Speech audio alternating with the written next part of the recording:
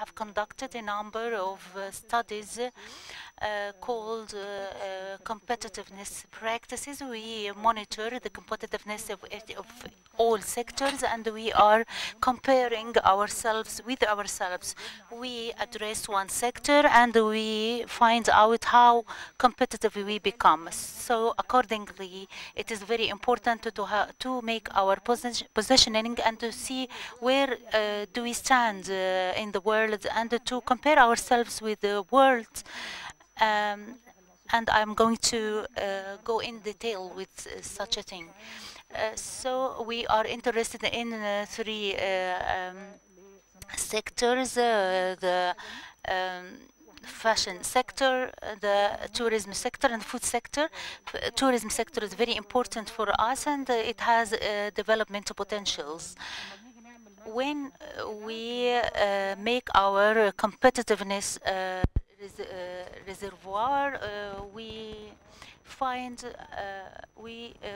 out what are the rising stars and declining stars and the lost opportunities. I mean by rising stars, what are the sectors in which we are progressing, and what are the declining stars in accordance with the world in which we are still working, and the world is withdrawing from such things. And also we are talking about the lost opportunities, and what are the opportunities which we lose in accordance with what is done in the whole world. We apply this matrix on tourism sector, and when we established this observatory, competitiveness observatory, we addressed, we consulted with a lot of expertise like Mr. Elhami and the Parliament, and we are honored to have Ms. Sahar Talat, the head of the Tourism Committee, and we are going to have the head of the Planning Committee, but he is to come, and we try to see what our position in competitiveness and what are the policies to be changed. We are not developing mere policies, but we are developing a roadmap, a very simple and facilitated one. And I think that you have a copy of this roadmap. If you don't have it, you are going to have it when you go, when you are leaving. Here is the roadmap which you are going to have, and it starts from the very beginning, the very first square to the end square, and it's going to be displayed on the screen, and we can bring them to you. You are going to display them instead of looking at the paper. The roadmap addresses three questions: where we are, where we would like to go, and how, in detail. And we do not need anything more than this, and we are going to display them. Because before the presentation, I would like to welcome my guests. I'm going to start with Ms. Sahar Talat Mustafa, the head of Tourism and Civil Aviation Committee in the Egyptian Parliament. And if we would like to boost anything, we are going to tell her to support us in doing this. In addition to this, she is the member of the board of directors of a lot of companies, Alexandria for construction, agriculture Alexandria, everything is in Alexandria, Alexandria for glass and furniture. I have like 20 companies. She is a graduate from the Faculty of Arts, and she is studying in the Faculty of Law now. And she is dealing with a lot of philanthropy and social activities. I have also Mr. Elhami Zayat. He is the father of tourism. He is the head of the board of directors of a lot of travel agencies, and he is a member of the Egypt Air and the holding company for tourism and cinema, the Egyptian Media production city, and he has a PhD in business, and he has a diploma in Spanish language, and he has assumed a lot of posts, and he is, as I said, the father of tourism in Egypt. I have Mr. Haitham Nassar, General Manager of Hilton Pyramids Gulf Resort. Mr. Haitham Nassar has 28-year experience in tourism and to travel, and he has been working with Hilton since 1984 and a number of other hotels, and he is also the member of the tourism chamber for hotel rooms, and he has been awarded a lot of rewards. Without delay, I have another parliament member here with us in the room, Mohammed Zakaria Mohideen. Mr. Mohammed, please come to the floor. And now we are going to start our presentation. The methodology, I'm going to talk about the methodology before we start the presentation by Ms. Rasha Saif, the principal economist in the ECES. And our methodology is to address all economic strategies and to have a survey of all tourism attractions in Egypt, and to consult with the tourism consultants in major groups, and we have the tourism competitiveness index report, and also the reports of the Ministry of Tourism. I would like to refer to the fact that our survey, when it was developed, we required the data of 2017, and we had a lot of data from the ministry, and then we knew that the data of 2017 were not announced yet or published, so we have corrected this issue by the ministry, and we are developing our data on the facts and the expectations of 2017, upon which we are going to pose our 3 questions. Good morning. We always start with where we are, and this is our starting point.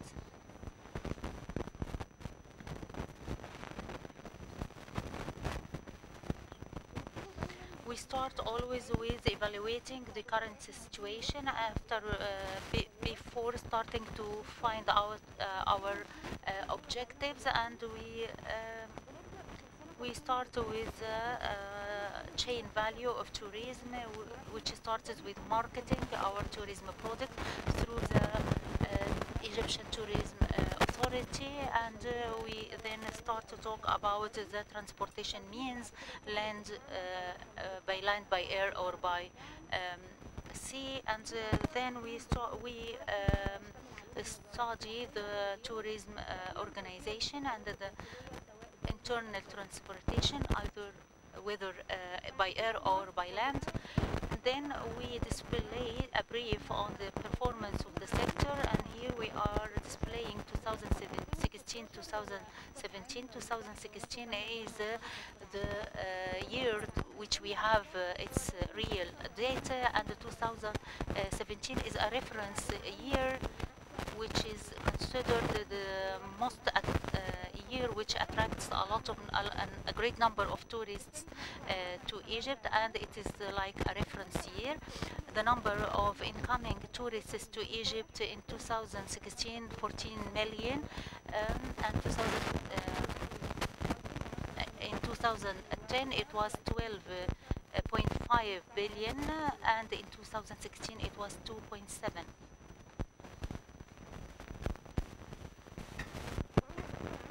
As Dr. Abla said, when we evaluate our current situation, we don't just monitor the international position, but we compare Egypt according to our competitors. And in choosing our competitors, we depend on the San Jalal concept, which divided the competitive countries into 3 categories: the role models, countries, or the leading countries which attracts the most number of tourists internationally, and we have our direct competitors for Egypt and the neighboring countries with which we have common geographical features. And here we are dealing with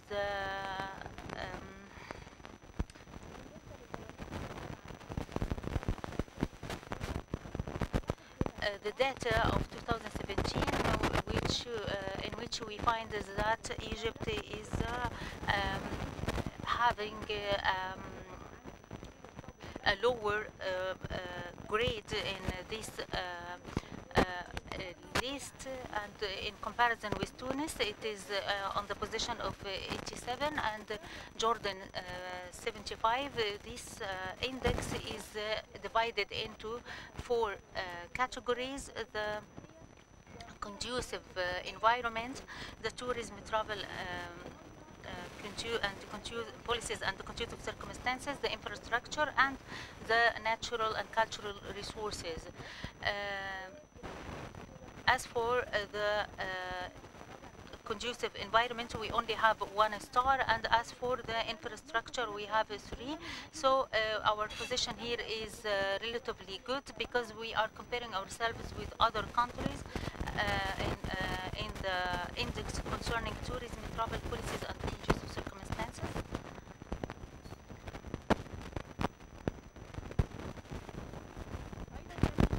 Also, as Dr. Abla explained, in order to explain Egypt's competitiveness, we have to elaborate the competitive activities in Egypt by the matrix if applied to tourism sector, which is considered a service sector.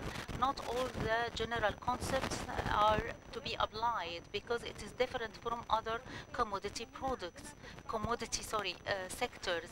So in our tourism sector, we depend on our rising stars and lost opportunities. As for the rising stars, we can say that tourism activities, we have potentials, but we also have limits, which means if I start with the cultural tourism in Egypt, we find that we have a lot of advantages and we are very distinguished in this sector, but it is deteriorating or withdrawing, because it since 20 years it had 20% possession, but now it is 15. So this 15%, if I do not acquire, I would rather acquire the most of which. And as for the rising stars in Egypt, also the beaches or resorts and the diving tourism, because we have a lot of potentials in such a sector, but it is also limited by geographical and environmental aspects. For example, in the reduction of the number of reefs or beaches.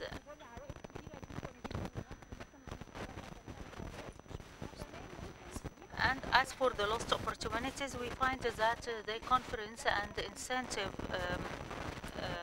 and health, cinema and theater, religious and others are related to a number of tourism. If, for example, a doctor is coming to attend a medical conference, he also should have a tourism program, so that he has resort tourism and to apply to other kinds of tourism, so we increase the income related to such kind of tourism activity. And after we have displayed where we are and we talked about where we are on our roadmap, we would like to address where we would like to be by 2020. We have to have a vision in doing this, and doing this by regaining our position on the tourism map in the world, and to be an attraction by 2030. The mission in doing this is to address our vulnerabilities and the challenges which are facing our tourism sector, and to try to boost other potential activities, and we can postpone the adventure tourism to 2020 until we make stability in other tourism activities. Our slogan is, which is adopted by the Ministry of Tourism, it's Egypt where it all begins. Consequently, our overall objective is to attract 16,695 tourists by 2020 and to realize $8.3 billion as tourism revenue. As for our overall quantitative objectives, we realize 6.1% of the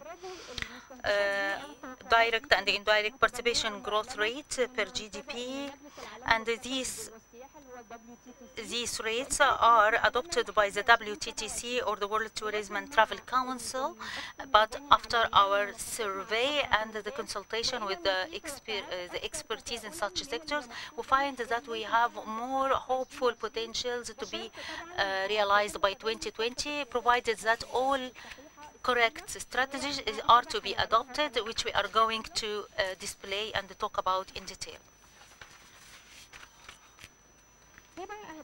We also have sub-goals which are derived from our overall objectives, but before talking about this, it's going to appear in the schedule in which we are going to display the number of target tourists who, for countries which have the most number of tourists coming to Egypt, which are divided into 4 categories. We have the category which is the least expanding countries, and they are coming from Eastern and Southern Europe.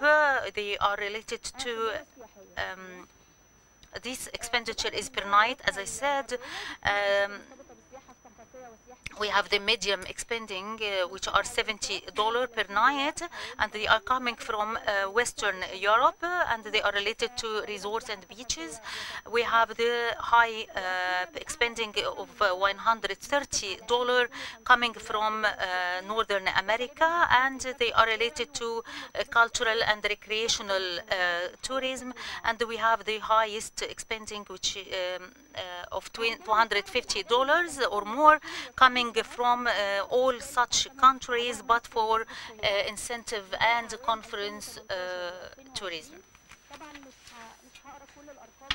I will not go through all the numbers, but for example, Russia is one of the most important countries in Eastern and Southern Europe. From Ukraine, we are targeting 700,000 tourists by 2020, and then if you move to Eastern Europe, Germany, we are targeting 1,200,000 and 15 million.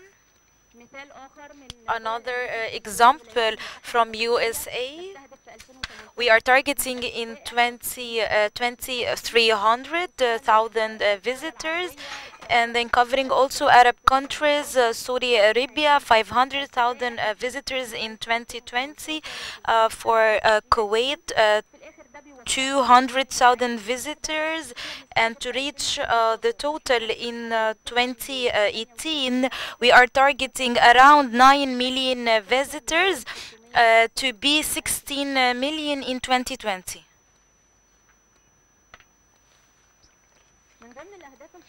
Also, among the sub-objectives, we need to increase the seats of all airlines categorizations, covering regular airlines, 2,000 seats per week. As for charter airlines, we want to increase the number of trips to 295 daily, and charter airline to North Coast, we want to increase it from 4 to 5 trips a day, making of 48,000 seats in the peak season annually. As for the targeted tourism revenues, in 2018 we are targeting $4.5 billion, and in 2020 we're targeting $8.3 billion. After presenting the current situation and our destination, this is the most important point. How can we achieve such objectives? There are a number of elements to be worked on parallelly as they are interlinked. Here we have the institutional framework presented by Dr. Abla, performance, follow-up, capacity building. I'm just going through the outlines and then we will present them in detail later. Rehabilitation of touristic establishments, transportation means, marketing and touristic places management. Also, there are a number of procedures to be taken that has to do with different touristic activities, like airlines, meetings and exhibition tourism, cultural and religious tourism, therapeutic tourism, environmental or green tourism, food tourism, and adventure tourism. So as an example, in resort and diving tourism, we can ban fishing in protected areas. And of course, in the seasons where fish produce, especially in Sinai and Red Sea, but we should give incentives to fishers and impose penalties for those violating this rule. We can also issue a protocol for penalties to reduce pollution and to regulate diving and prevent any unprofessional practices, issuing reports on coral reefs and aquaculture, financing training programs for tour guides because some tour guides are not well qualified, stopping the overlapping between the Ministry of Tourism and the Union for Diving Activities. Now we will go back to the general elements. Dr. Abla, the floor is yours. Thank you so much, Russia. I'd like to discuss the mechanisms, the institutional framework, because tourism sector, if we want this to be successful, we should have a Prime Minister deputy to coordinate between the Ministry of Tourism, Antiquities and Aviation, because they all work together and sometimes things get mixed up due to lack of coordination. So we need coordination to solve many problems. Also, under this point, we need to have a data unit affiliated to the Prime Minister to do market research or market studies. We need to have a convention bureau responsible for meetings, incentives and exhibition tourism. It's a field in itself and we should be studying this a year before the event. We should have representative in consultative meetings from the private sector, well selected. We also need to restructure the Ministry of Tourism, Antiquities and Aviation to be aligned with the vision of the tourism sector, and we need to have key performance indicators. The ETTA, the Egyptian Tourism Chamber, should be independent in order to be able to move forward, and we can control some of the activities funded by the Ministry of Tourism. We should have updated data available for tourism businesses. We should have a system for e-entry visa, which is an initiative by the president, and also the entry visa should be flexible. Countries all over the world are facilitating the issuance of visa. Greece even opened entry almost without visa. We need to automate all the gateways for touristic activities. As for the second point, performance follow-up. If we have a good institutional framework and a good performance, then the system is in place. We need to follow up on performance, and here comes the role of the parliament. with key performance indicators set clearly, and also the civil society should make sure that we achieve the targeted number, whether qualitatively or quantitatively. We also need to write a good strategy for the sector, for example, in 2018 to be implemented in 2019. We're all playing together, and things change rapidly all over the world. So I cannot control all these elements. That's why we need to revise strategies regularly. And of course, we need to apply the regulations, the financial and administrative regulations in the Association of Travel Agencies. And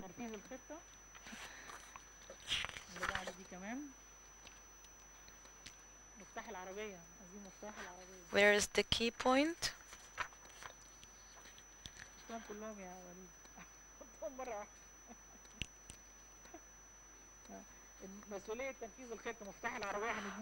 The responsibility for implementing this plan would be the relevant government bodies. So we have the Egyptian Travel Agency Association, representative of government ministry, and investors and businessmen, and representative of the marketing sector.